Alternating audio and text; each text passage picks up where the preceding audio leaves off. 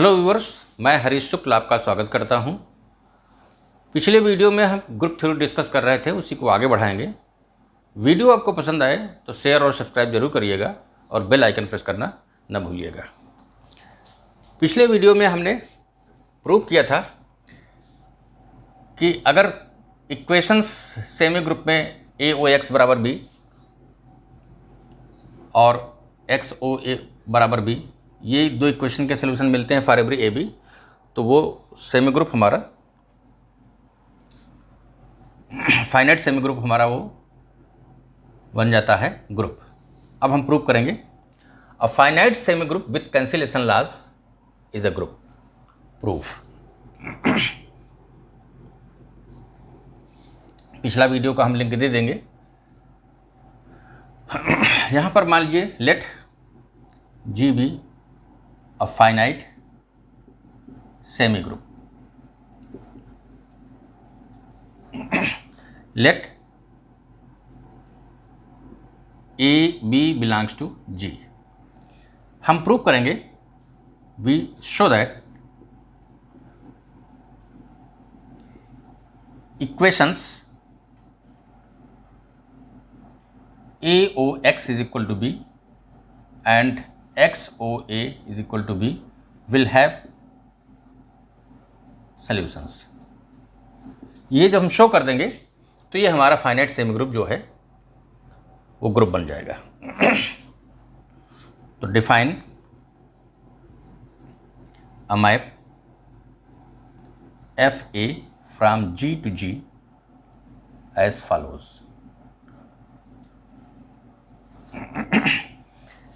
हम f a of x को भेज देंगे ए ओ एक्स पर।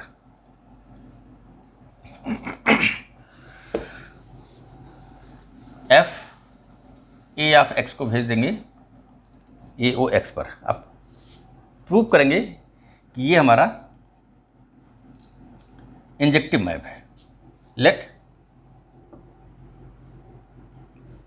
F a x is equal to f a y implies a o x is equal to a o y implies x is equal to y।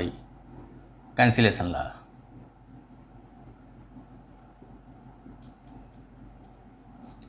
इस तरीके से f injective map हो गया।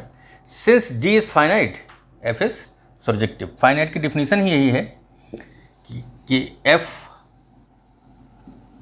g is finite if every injective map is from G to G is surjective, तो hence f is surjective। since यहाँ पर लिखें hence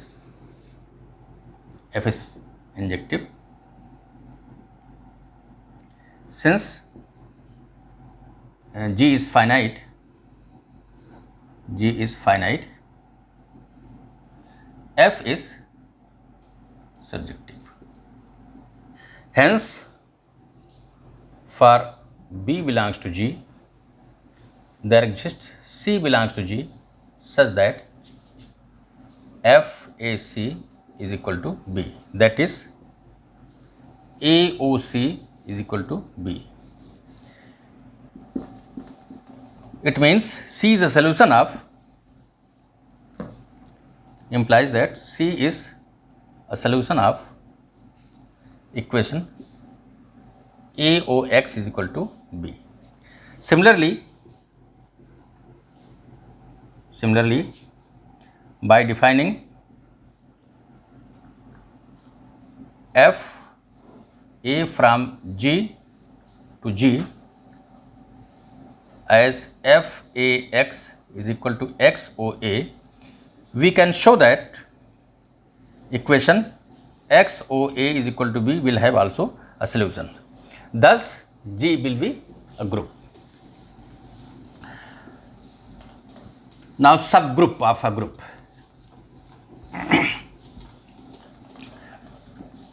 Let G be a group and H be a subset of G. Then H is called a subgroup. H is called a subgroup of G if number 1 binary operation of G is induced in H, that is x y belongs to H implies x o y belongs to H. From now onwards I will drop the operation y. यहाँ पर हम अब y को drop कर दे रहे हैं, y लिख नहीं रहे हैं, सॉरी o लिख नहीं रहे हैं। अंडरस्टूड है कि x और y के बीच में o है। हम यहाँ से अब आगे ऑपरेशन o को मेंशन नहीं करेंगे। x y belongs to H implies x y belongs to H, that is x o y belongs to H, and H with respect to this binary operation, and H is a group.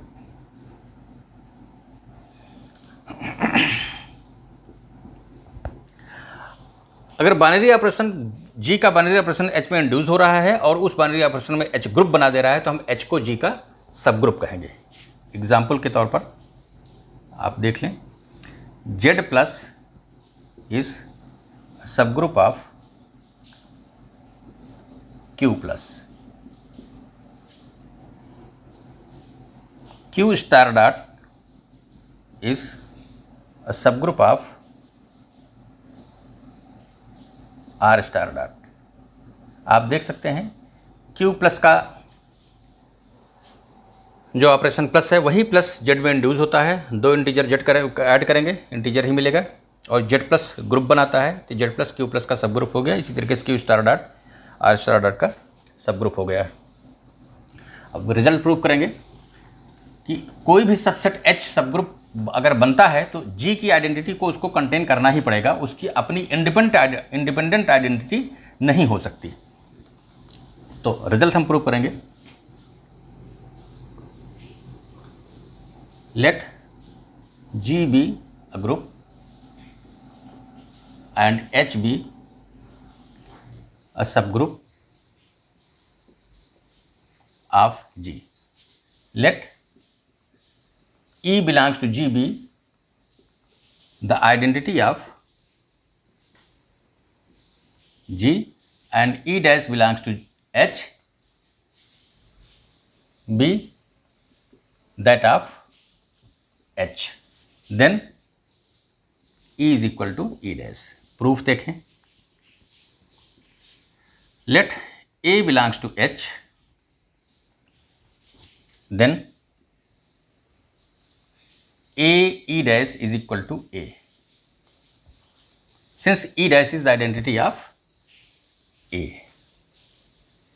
A belongs to H implies A belongs to G, as H is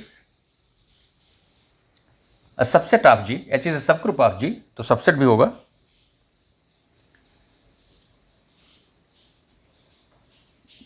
Therefore A E is equal to A, since E is the identity of G. From 1 and 2, A E is equal to A E dash implies E is equal to E dash by cancellation law. इस तरीके से हमने देखा कि H की अपनी identity नहीं हो सकती। अगर H को G का सब ग्रुप बनना है तो उसको अपने अंदर G की आइडेंटिटी को कंटेन करना ही होगा। अब अगली theorem,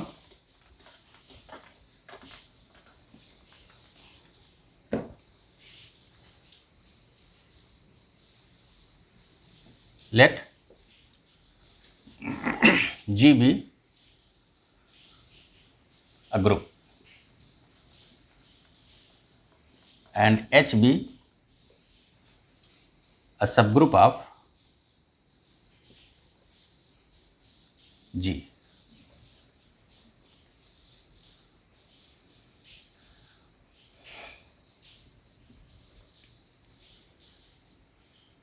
Then and H be a subset of G, H and HB a subset of G, then H is a subgroup of G if and only if X Y belongs to H implies X Y inverse belongs to H। आगे हम इस result का इस्तेमाल करेंगे जब हमको किसी subset को सब ग्रुप प्रूव करना पड़ेगा किसी ग्रुप का, तो इस रिजल्ट को इस्तेमाल करेंगे। हम H में 2 एलिमेंट X और Y लेंगे और शो करने की कोशिश करेंगे X Y inverse belongs to H। Proof, suppose H is a subgroup of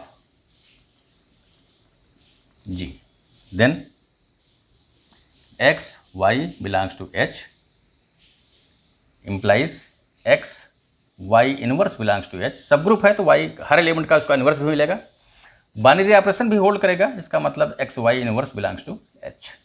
converse part, for the converse part हम शो करेंगे कि H सब ग्रुप है, उसमें बाइनरी ऑपरेशन भी है, हर एलिमेंट का इनवर्स भी होगा और आइडेंटिटी भी होगी। एसोसिएटिविटी इसलिए होगी क्योंकि जी में एसोसिएटिविटी होल्ड करती है, तो जी के किसी भी सबसेट में एसोसिएटिविटी बाय डिफ़ॉल्ट होल्ड करेगी। हमको प्रूव करना है अब, let X belongs to H, then X comma X belongs to H implies X inverse is equal to E belongs to H। इस तरीके से हमने देखा कि अगर प्रत्येक एक्स वाई के लिए अगर एक्स वाई इनवर्स H में है, ये ऑपरेशन है H, हाँ सॉरी ये तो प्रूफ था उसका, यहाँ पर आए, अगर प्रत्येक एक्स वाई के लिए x y inverse belongs to H है तो हमने y के स्थान पर भी x ले लिया, तो x inverse that is E belongs to H। इसका मतलब H के अंदर G की आइडेंटिटी आ गई है। अब let X belongs to H, H के अंदर आइडेंटिटी है ये हम देख चुके हैं, इसलिए E comma X belongs to H implies E X inverse is equal to X inverse belongs to H।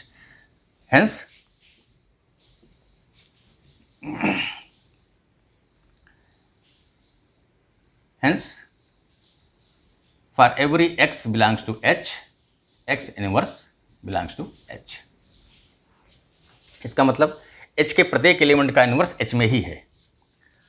अब लेट बाइनरी ऑपरेशन दिखाना है, X Y belongs to H implies X Y inverse belongs to H implies हमको पता है कि X और Y अगर है तो X Y इनवर्स H में है, तो ये हो जाएगा X Y इनवर्स का inverse belongs to H implies X Y belongs to H। अगर X और Y बिलोंग्स टू H है तो X of O Y that is X Y belongs to H। Binary operation hold कर रहा है। इस तरीके से हमने देखा कि प्रत्येक एलिमेंट का इनवर्स भी है, आइडेंटिटी भी है उसके अंदर, बाइनरी ऑपरेशन भी होल्ड कर रहा है। एसोसिएटिविटी चेक करने की जरूरत नहीं है क्योंकि जी में अगर बाइनरी ऑपरेशन हमारा एसोसिएटिव है तो जी के किसी भी सबसेट में वो ऑपरेशन बाय डिफॉल्ट एसोसिएटिव होगा। तो hence H is a subgroup of G। एक और रिजल्ट देख लेते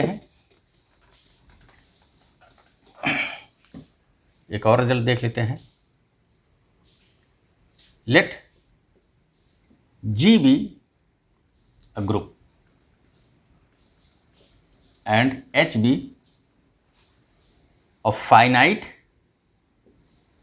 subset of G, then H is a subgroup of G if and only if X Y belongs to H implies X Y belongs to H।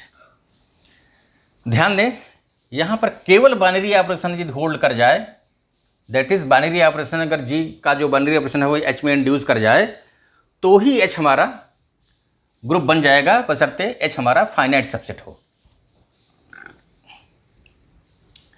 ध्यान दें इसके proof में लिखने की जरूरत नहीं है, हम ओरल ही बोल दे रहे हैं।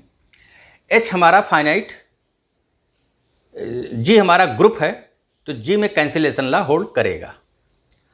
अब H हमारा अगर एक बाइनरी ऑपरेशन होल्ड करता है, बाइनरी ऑपरेशन एसोसिएटिव होगा बाय डिफॉल्ट, चूंकि वो जी में एसोसिएटिव है, तो H में बाइनरी ऑपरेशन इंड्यूस हो रहा है, H हमारा बाइनरी ऑपरेशन एसोसिएटिव है, तो H हमारा सेमी ग्रुप हो गया। सिंस H इज फाइनाइट, तो finite semi group with cancellation law हो गया। क्यों? क्योंकि जी ग्रुप है और उसमें कैंसिलेशन लॉ होल्ड करता है।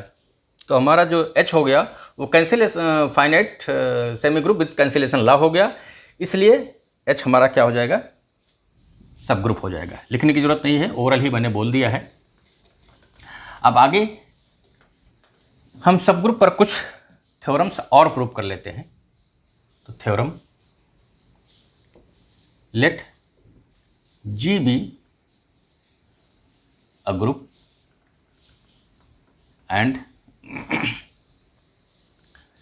H alpha be a family of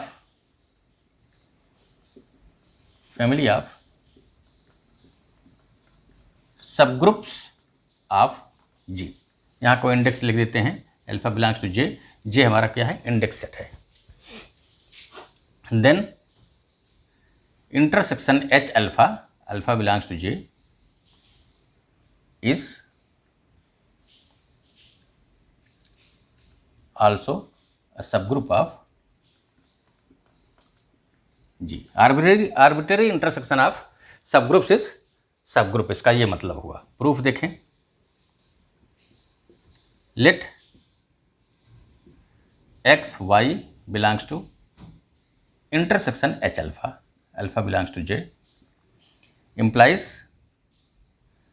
X Y belongs to H alpha for every alpha belongs to J implies X Y inverse belongs to H alpha for every alpha belongs to J since each H alpha is a subgroup implies, अब ये सारे H alpha में है तो intersection भी पहुंच जाएगा। X Y inverse belongs to intersection H alpha, alpha belongs to J, hence intersection H alpha, alpha belongs to J is a subgroup of G। आप प्रूव करेंगे कि अगर दो सबग्रुप H1 और H2 हैं तो उनका यूनियन सबग्रुप तभी होगा जब एक दूसरे में कंटेंट हो, कोई एक दूसरे में कंटेंट हो। थ्योरम रिजल्ट लिख देते हैं, फिर रिजल्ट प्रूव करते हैं। Let G be a group and H1 and H2 be two subgroups of G, then H1 union H2 is a subgroup of G if and only if H1 is contained in H2 or H2 is contained in H1। किसी एक को दूसरे में contain होना पड़ेगा, अन्यथा वो union subgroup नहीं बनाएगा।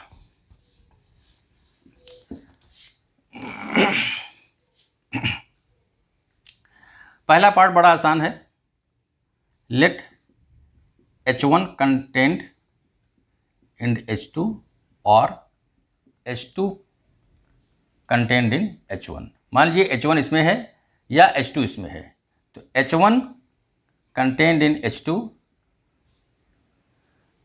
implies H1 union H2 is equal to H2, और H2 आपका सबग्रुप है तो यूनियन सबग्रुप हो जाएगा। इसी तरीके से H2 कंटेंट इन H1 अगर है तो H1 यूनियन H2 आपका H1 हो जाएगा, और H1 सबग्रुप दिया ही हुआ है तो फिर यूनियन सबग्रुप हो जाएगा। अगर एक दूसरे में कंटेंट है तो यूनियन सबग्रुप हो जाएगा, क्योंकि यूनियन में वही दोनों में से कोई एक मिल जाएगा। अब हम प्रूव करेंगे कि H1 यूनियन कन्वर्स पार्ट के लिए, for the converse part late H1 union H2 is a subgroup of G। हमको प्रूव करना है कि H1 या तो H2 में कंटेंट है या H2 H1 में कंटेंट है। इसके लिए हम मान लेते हैं कि H1 H2 में कंटेंट नहीं है, तो फिर प्रूव कर देंगे कि फिर H2 H1 में कंटेंट हो जाएगा। आइए देखते हैं।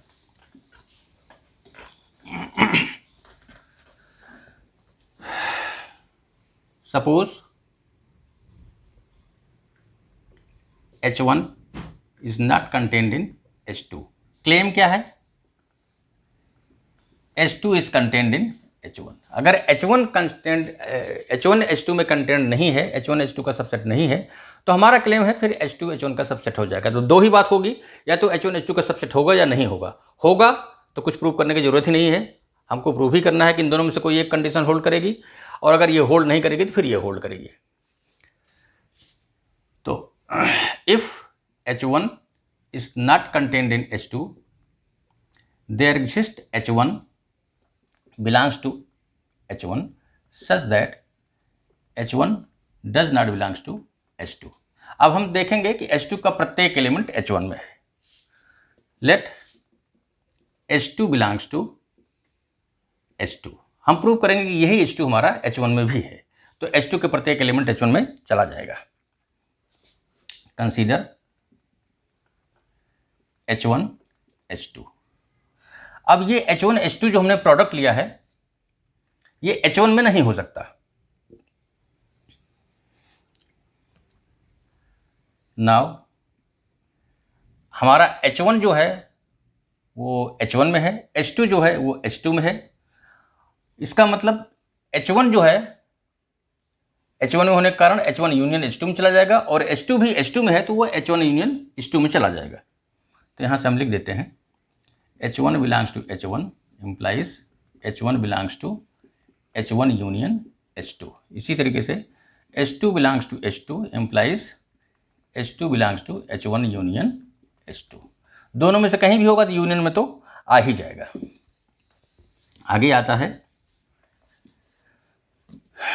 implies H1 union H2 सब ग्रुप है, तो H1 H2 belongs to H1 union H2 implies H1 H2 belongs to H1 और H1 H2 belongs to H2। Claim हमारा ये है कि H1 H2 जो है वो H1 में नहीं जाएगा। Claim H1 H2 belongs to H2 for if H1 H2 belongs to H1 और H1 हमारा सब ग्रुप है। H1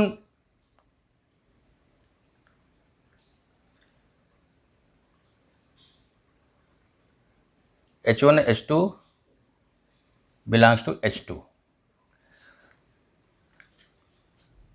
हाँ, for if H1 H2 belongs to H2 और H2 क्या है? H1 H2 क्लेम हमारा यह है कि H1 H2 does not belongs to H2। For if H1 H2 belongs to H2, तो H1 H2 comma H2 belongs to H2 implies H1 H2 H2 inverse belongs to H2 implies H1 belongs to H2। और हमने H1 choose ही ऐसा किया है कि H1 H2 में नहीं है, तो कंट्राडिक्शन मिल गया यहाँ से।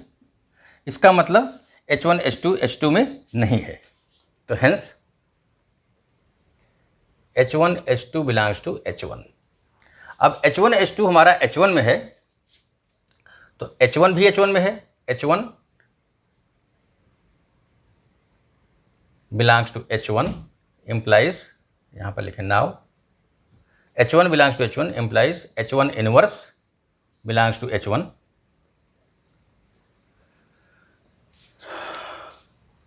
अब H1 inverse comma H1 H2 belongs to H1 implies H1 inverse H1 H2 belongs to H1 implies H2 belongs to H1। हमने H2 का एलिमेंट लिया था, दिखा दिया कि H2 वही H1 का एलिमेंट हो गया।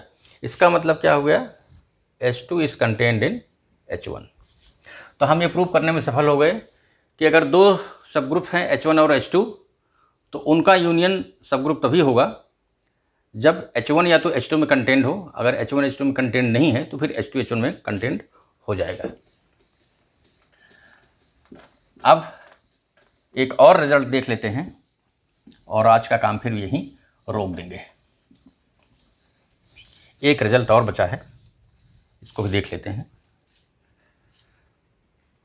थ्योरम है late G be a subgroup of group G be a group, let G be a group and H and K be two subgroups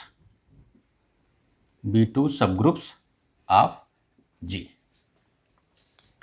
अब now define HK is equal to HK such that H belongs to H, K belongs to K. HK हमने एक subset बनाया G का। HK इसमें element क्या है? पहला element H का है, दूसरा K का है। उस तरीके से जितने भी एलिमेंट बन सकते हैं H के वो हमने कलेक्ट कर लिए हैं। अब ये HK कैपिटल इस ऐसे एलिमेंट्स का जो सेट हो कैपिटल H के है। इस तरीके से अगर KH डिफाइन करना होगा तो इस तरीके के एलिमेंट लेंगे KH टाइप का, K बिलोंग्स टू K और H belongs to capital H। ध्यान रहे HK अगर KH के सेट वाइज बराबर हैं तो कोई जरूरी नहीं कि HK KH के बराबर हो। ये HK किसी दूसरे K1 H1 के बराबर हो, क्योंकि अगर HK KH हो जाएगा तब तो ग्रुप अबिलियन हो जाएगा। जरूरी नहीं ग्रुप अबिलियन हो, बिना अबिलियन के भी सेट वाइज HK KH के बराबर हो सकता है एज ए सेट। इसके एलिमेंट वही है जो इसके एलिमेंट हैं लेकिन रिटेन इन डिफरेंट ऑर्डर। यहाँ पर अगर HK है तो यहाँ पर कुछ दूसरा पहले एलिमेंट हो सकता है। आइए रिजल्ट प्रूव करते हैं। HK इज सब group if and only if HK बराबर KH। ये हमारा थ्योरम है। अब इसका प्रूफ, HK हमारा सब ग्रुप हो जाएगा अगर HK बराबर KH हो जाए। तो पहले हम यही ले लेते हैं HK बराबर KH, प्रूव कर देंगे HK सब ग्रुप होगा। उसके बाद HK को सब ग्रुप मानेंगे और फिर HK बराबर KH प्रूव करेंगे। तो let HK is equal to KH,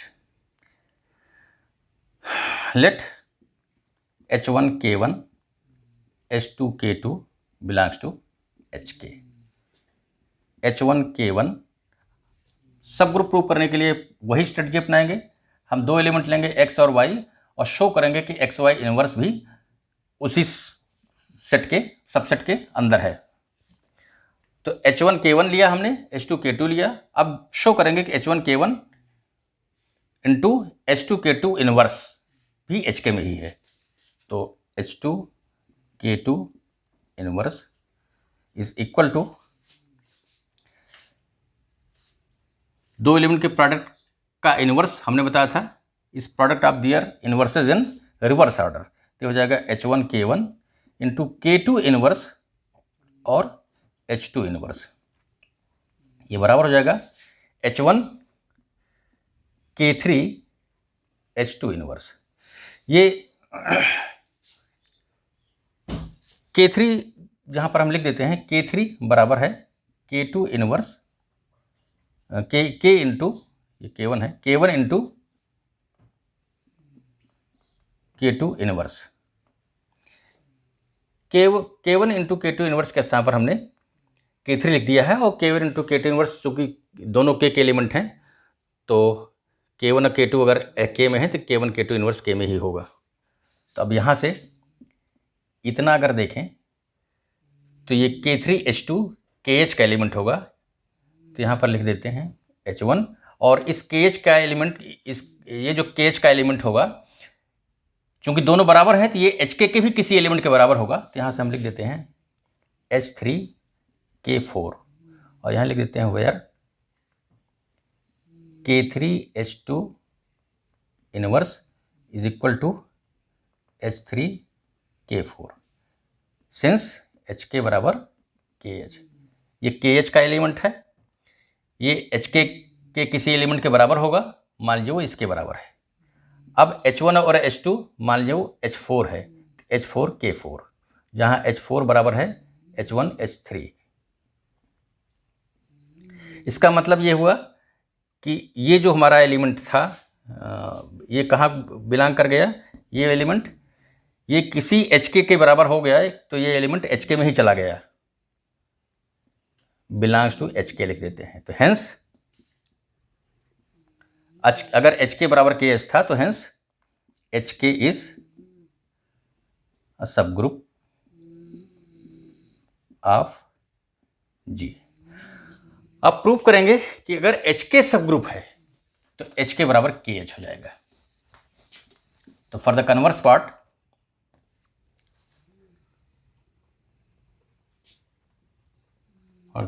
part, let HK is equal to KH। Show करना है HK इज ए सब ग्रुप, HK इज ए सब group, sorry, for the converse part let HK is a सब group, is a सब group.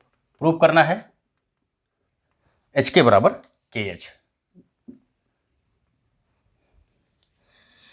HK सब group है,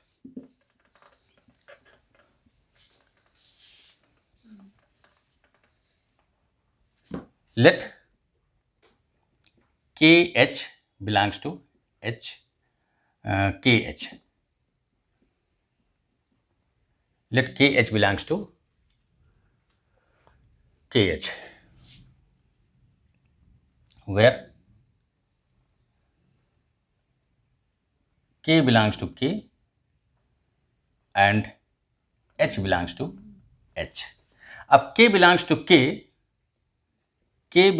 K implies K belongs to HK। क्यों?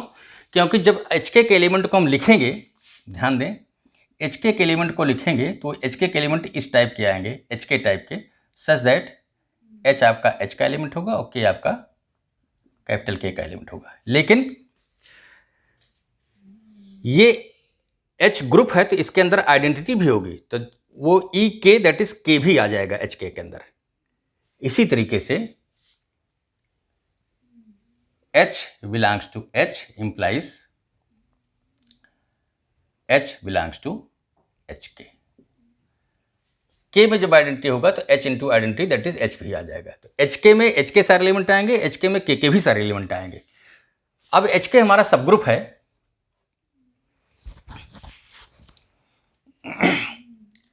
तो H belongs to HK,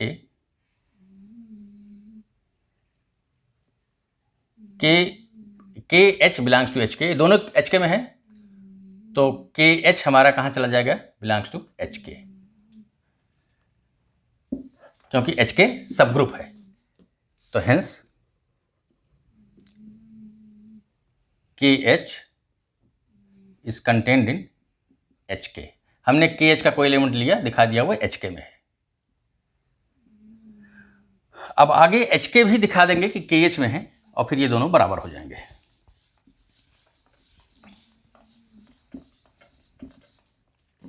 late HK belongs to HK, where H belongs to H, K belongs to K। Now HK inverse is equal to K inverse H inverse belongs to KH। इस तरीके से हमने देखा कि HK के प्रत्येक element का inverse KH में है। अब चूंकि HK हमारा सब ग्रुप है तो HK का इन्वर्स HK में ही होगा। Again HK inverse belongs to HK, hence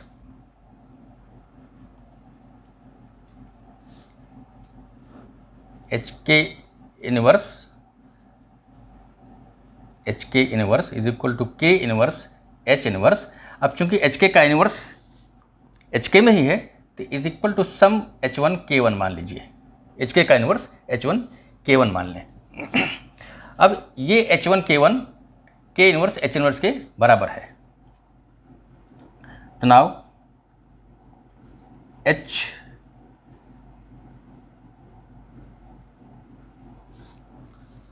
के is equal to K H.